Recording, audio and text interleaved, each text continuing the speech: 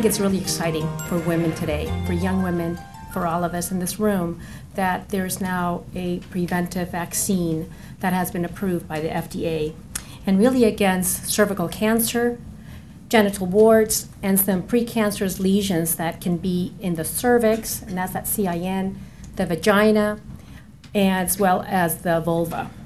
Now, what we do know about cervical cancer is that the central cause is HPV, and I think most of us who have been watching television, they've talked about the human papillomavirus, and that's what we're going to talk about today.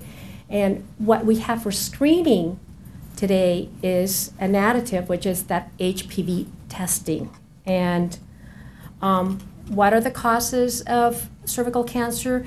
It's HPV, and how do we transmit it is through sexual contact.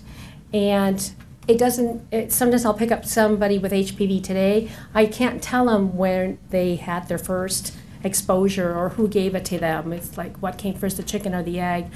And there are many different types of HPV. Not every single one of them is going to cause cancer.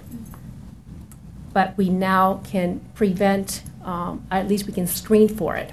Now, nowadays we have a combination test that we can test for that HPV virus, and then we can have now algorithms or ways to then continue testing women.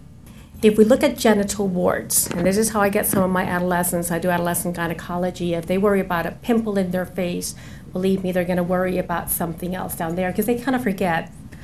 There's about 1 million cases a year. And if we look at infectivity, 75%, that's how high it is. And it peaks for females between ages 20 to 24, and for males 25 to 29. And if we talked about the lifetime risk of breast cancer, 1 out of 8, lifetime risk is 1 out of 10.